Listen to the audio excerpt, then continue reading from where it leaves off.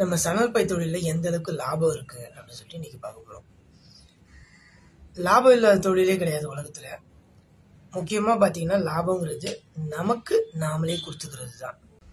இப்ப நான் ஒரு பை பண்றேன், அந்த பையோட விலை நான் 100 ரூபான்னு சொல்றேன் அப்படின்னா அந்த பையோட அடக்க விலை 80 ரூபா இருக்க போகுது.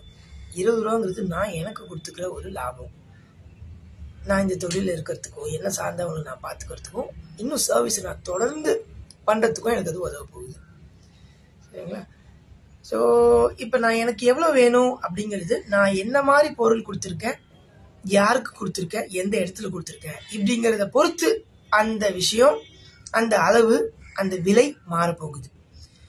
இது எப்பவுமே ஒரே மாதிரி தான் இருக்கணும் அப்படின்னு கிடையாது.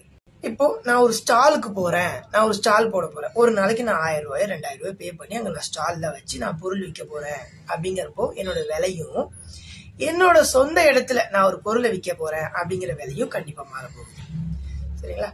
தரம் ஜாஸ்தியா போட்டு நல்ல மூலப்பொருள்லாம் நல்ல தரமா போட்டு நான் ஒரு பை பண்றதுக்கான விலையும், மூலப்பொருள் சுமாரான ஒரு குவாலிட்டியில் தான் இருக்க போகுது அப்படிங்கிற ஒரு பையோட விலையும் வித்தியாசமா இருக்க போகுது.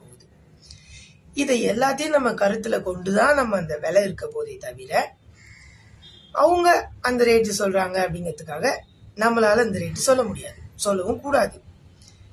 சரிங்களா? ஆனா கஸ்டமரோட பார்வையில இது எல்லாமே ஒன்னாதான் இருக்க போகுது, நாங்க தான் வரேன். சரிங்களா? நீங்க சொல்றது புரியுது. ஆனா கஸ்டமர் அந்த பை இவ்வளவுதான் சொல்றாங்களே, நீங்க ஏன் இந்த வேலை சொல்றீங்க அப்படின்னு தான் கேட்க போறாங்க. ஸோ நம்ம கஸ்டமருக்கு அவங்க ஏத்துக்கிறாங்களோ இல்லையோ, நீங்க பொறுமையோட நீங்க அவங்களுக்கு அதை புரிய வச்சாகணும்.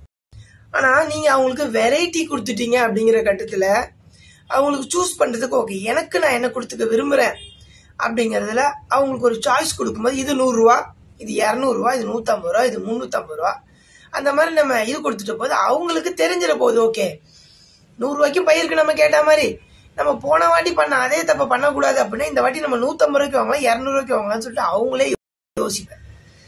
சரிங்களா? ஸோ அப்ப நம்ம கண்ணு முன்னாடி காட்டிட்டோங்கிற பட்சத்துல நம்ம பேச்சுக்கான தேவை குறைஞ்சிருது. சரிங்களா? ஸோ நீங்க அந்த மாதிரி ட்ரை பண்ணி பார்க்கலாம். இந்த வீடியோ உங்களுக்கு உபயோகமா இருந்திருக்கும் நான் நம்புறேன்.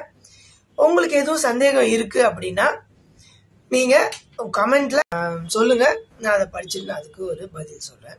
ரொம்ப நன்றி, வணக்கம்.